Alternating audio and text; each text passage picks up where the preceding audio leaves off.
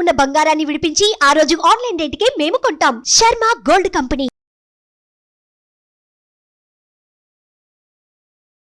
నమస్తే అండి. నమస్కారం.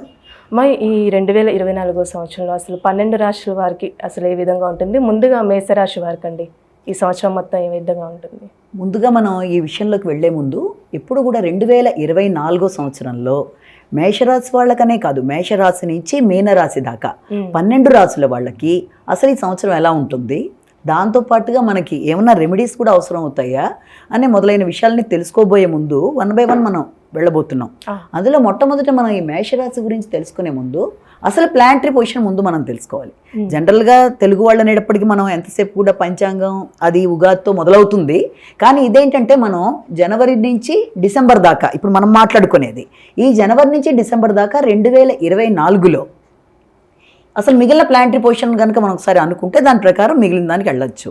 ముఖ్యంగా ఇందులో మనం నామనక్షత్రాల ప్రకారం తీసుకుంటాము, అలాగే దాంతోపాటుగా నక్షత్రాల ప్రకారం తీసుకుంటాము. అలాగే ఇప్పుడు మేషరాశి అని అడిగావు, అది మేషరాశి అయినా మేషలగ్నమైనా నామ నక్షత్రాలైనా జన్మ నక్షత్రాలైనా ఇవన్నీ చూసుకుంటూ అంటే దాని రిలేటెడ్ పర్సన్స్ అవి చూసుకొని ముందుకు పెడతారు.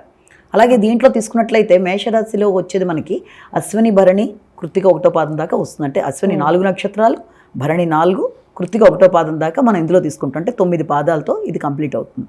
అలాగే దీంట్లో ఈ ప్రస్తుతం ఈ మేషరాశి వాళ్ళకి అనే కాదు, గురుడు ఎవరికైనా సరే సంవత్సరం అంతా కూడా ఏప్రిల్ ఎండింగ్ దాకా అంటే మే 1 దాకా మేషరాశిలో ఉంటున్నాడు.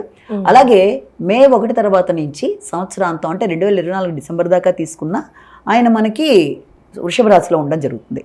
ఇక శని భగవానుడిని తీసుకున్నట్లయితే ఈయన మనకి సంవత్సరం ప్రారంభం నుంచి ఎండింగ్ దాకా అంటే 2024 స్టార్టింగ్ నుంచి ఎండింగ్ దాకా కూడా తీసుకోవచ్చు. అది వచ్చి మనకు ఉండే స్థానం ఎప్పుడు కూడా మనకి కుంభరాశిలోనే ఉండడం జరుగుతుంది. ఈ రాహుకేతువులు 2 ఉన్నాయి. ఈ రాహుకేతువులను తీసుకున్నట్లయితే రాహు ఏమో మీనరాశిలోను, కేతు వచ్చి కన్యారాశిలోను. అంటే ఇది స్టాండర్డ్గా ఈ సంవత్సరం అంతా వెళ్ళే విధానం. ఇవి మాత్రమే మనం చూసుకోకుండా కొన్ని ముఖ్యమైన సందర్భాల్లో అంటే ఈ యొక్క వక్రించడాలు అనేవి జరుగుతాయి, గురుడు కానీ శని కానీ. అలాగే మొదటి భాగం 2వ భాగం వీటిల్లో ఏ రాశికి ఎలా ఉంటుంది అన్నదాన్ని మనం ఇప్పుడు డీటెయిల్డ్గా చూసుకున్నట్లయితే మొట్టమొదటి ఇప్పుడు మనం మేషరాశి గురించి మాట్లాడుకుంటాం. ఈ మేషరాశి వాళ్ళకి స్టార్టింగ్ గురుడు జన్మరాశిలోనే ఉండడం జరుగుతుంది. ఇది మనకి మొదటి భాగంగా తీసుకుంటే మనకి మే 1 దాకా అందులోనే ఉండటం జరుగుతుంది. కాబట్టి ఆయన విధానాలు ఎలా ఎలా ఉండబోతున్నాయి అన్నది కనుక మనం తీసుకున్నట్లయితే ఎప్పుడైతే జన్మరాశిలోకి ఈ యొక్క గురుడు ఉన్నాడో ఈ 5 నెలలు కూడా మొదటి 5 నెలల్లో కూడా ఆయన మనకి శ్రమ, అధిక బాధ్యతలు, దాంతోపాటుగా ఒక గుర్తింపు, ఒక గౌరవం, ఎందుకంటే అది శుభగ్రహంగా ఆ రకమైన ఫలితాలు ఇవ్వడం అనేది జరుగుతుంది. ఇచ్చి దాంతోపాటుగా దాని యొక్క దృష్టి కూడా ఎక్కడెక్కడ ఉంది అన్నది కూడా తీసుకున్నట్లయితే వీళ్ళకి సంతానపరంగా ముఖ్యంగా గురుడిచ్చే లాభాల్లో వీళ్ళకి ఎలా ఉంటుందంటే సంతానపరంగా అభివృద్ధికరంగా ఉంటుంది, ఆలోచనలు వికసిస్తాయి, సమయస్ఫూర్తిగా నిర్ణయాలు తీసుకుంటారు. అంతేకాకుండా సాంఘిక సంబంధాలు, సామాజిక సంబంధాల విషయంలో మాత్రం సామాన్య ఫలితాలు ఉంటాయి. ఆ విషయంలో అంటే అంత ఆశించిన స్థాయిలో కాకపోయినా సామాన్య ఫలితాలు ఉంటాయి ఒక స్నేహ సంబంధాల విషయాల్లో.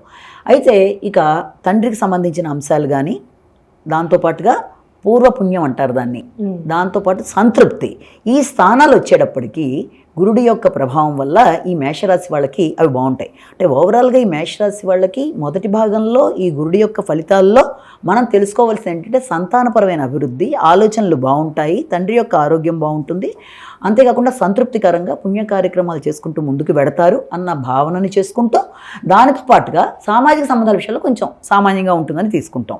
అయితే ఇక ద్వితీయంలోకి ఆయన అంటే సెకండ్ పార్ట్లో కడతాడు మే నుంచి ఇక సంవత్సరాంతం వరకు. 2వ భాగంలోకి వచ్చేటప్పటికి గురుడు వీళ్ళకి వృషభ రాశిలోకి ఓవరాల్గా వెళ్ళిపోవడం జరుగుతుంది. ఈ 2వ పార్ట్లోకి వెళ్ళేటప్పటికి ఈ గురుడి యొక్క ఫలితాల వల్ల ఎలా ఉంటుందంటే ఎప్పుడైతే శత్రుక్షేత్రంలోకి గురుడు ప్రవేశించడం జరుగుతుందో వీళ్ళకి యథార్థవాది బంధు విరోధి అన్న మాటలాగా వీళ్ళు మాట్లాడే మాటల వల్ల వైరుధ్యాలు అంటే అవతల వాళ్ళకి యథార్థం మాట్లాడబట్టి కొన్ని రకాలైన ఇబ్బందికరమైన వాతావరణం సృష్టించబడినట్టుగా అవ్వడం ఒకటి. అయితే దాంతోపాటుగా వీళ్ళకి ఈ యొక్క శత్రువులు ఇబ్బంది పెట్టడానికి ప్రయత్నం చేసినా వీళ్ళ యొక్క నైపుణ్యాలు, కృషిశీలత పెరిగి వాళ్ళ యొక్క సమస్యని అధిగమించడానికి వీళ్ళు అంటే ఇతరులు ఇబ్బంది పెట్టినా విజయాన్ని అధిక శ్రమతో సాధిస్తూ ముందుకు వెళ్ళడానికి వీళ్ళు చాలా కష్టపడతారు. అయితే దాంతోపాటుగా ఇంకా ముఖ్యంగా ఏంటంటే ఖర్చులు కొంచెం ఎక్కువగా ఉంటాయి. ఖర్చులతో పాటు కొంత సమస్యాత్మకంగా, అంటే ఖర్చులు ఎక్కువైనా ఆకస్మికమైన ఖర్చుల వల్ల కొంత ఇబ్బంది ఉన్నా ఆరోగ్యం అయితే ఇదివరకటి కంటే బాగుంటుంది ఖచ్చితంగా. అంటే ఇంతకుముందు ఎవరైనా మేషరాశి వాళ్ళు ఆరోగ్యపరంగా ఇబ్బందులు పడుతున్నా కూడా ఆరోగ్యపరంగా బాగుంటుందని చెప్పొచ్చు. అలాగే దాంతోపాటుగా వృత్తిపరమైన విషయాల్లో మాత్రం వీళ్ళకి కొంత స్వార్థరహితంగా వీళ్ళు ఆలోచించినట్లయితే వృత్తిపరమైన గౌరవాన్ని పెంచుకోగలుగుతారు. అంటే ఎందుకంటే అది చూసే విధానం కూడా అక్కడ వృషభం నుంచి గురుడు చూసిన ప్రదేశం కూడా కొంత నీచస్థానం అవ్వడం వల్ల కొంత ఇబ్బందికరమైన వాతావరణం, వృత్తిలో కొంత చికాకులు ఇలాంటివి జరుగుతాయి. అయితే ఇది ఈ మేషంలో ఈ గురుడు మొదటి హాఫ్ రెండో హాఫ్ మాట్లాడుకున్నాం. ఇవి మాత్రమే కాకుండా ఇక శని భగవానుడు కూడా ఉంటాడు. సంవత్సరం ప్రారంభం నుంచి చివరి దాకా ఆయన దాంట్లోనే ఉంటాడు. ఎప్పుడైతే శని లాభస్థానంలో ఉండడం జరుగుతుందో రావలసిన లాభాలు వీరికి ఆలస్యంగా వస్తాయి. ఖచ్చితంగా వచ్చిన ఆలస్యాలు, ఆటంకాలు కొంత ఇబ్బందికరంగా ఉండడం అనేది జరుగుతుంది. అయితే ఆ శని దాంతోపాటుగా ఇంకేమే స్థానాలు చూస్తున్నాడు అన్న విధానాన్ని కూడా మనం చూసుకున్నట్లయితే కొంత వీళ్ళకి వ్యక్తిగత ఆరోగ్యం మీద శ్రద్ధ అవసరం. ఆకస్మిక ఖర్చుల్ని కొంచెం వాళ్ళు కంట్రోల్ చేసుకోవాలి. ప్రతిదాని మీద కొంత అలసత్వం, కొంత బద్ధకాన్ని వదిలేయాలి. అంటే కొంత లేజినెస్లా ఉండకుండా ప్రతి విషయంలోనూ కొంచెం వాళ్ళు ఇది తీసుకొని ముందుకు వెళ్ళే పని ఒకటి చేసుకోవాలి. తర్వాత వీళ్ళ ఆలోచనలే కొన్నిసార్లు వీళ్ళకి కొంత ఇబ్బందికరంగా ఉంటాయి కాబట్టి సంతానం విషయంలో కానీ ఆలోచనల విషయంలో కానీ కొంచెం ఆలోచనలను సరిగ్గా తీసుకుంటూ ముందుకు వెళ్ళవలసిన అవసరం అయితే ఖచ్చితంగా ఉంది. అలానే ఇప్పుడు వివాహ ప్రయత్నాలు చేస్తున్న వాళ్ళకండి ఈ ఇయర్లో అసలు ఏ విధంగా ఉండొచ్చు వాళ్ళకి? మేషరాశి వాళ్ళకి వివాహ ప్రయత్నాలు చేస్తున్నప్పటికీ కూడా ఇందాక చెప్పాను సాంఘిక సామాజిక విషయాల్లో మొదటి భాగంలో వీళ్ళకి సామాన్య ఫలితాలు ఉంటాయి. అంటే సామాన్యంగా ఉంటుంది కాబట్టి ఆ విషయంలో మనం సామాన్యంగా ఉన్నా కూడా మన ప్రయత్న లోపం లేకుండా మనం ముందుకు వెళ్ళొచ్చు. అయితే ఇది సెకండ్ హాఫ్కి వచ్చేటప్పటికీ ఏదైనా కొంత ఆ విషయంలో మనకి ఫేవరబుల్గా స్టెప్స్ ముందుకెడతాయని అనుకోవచ్చు.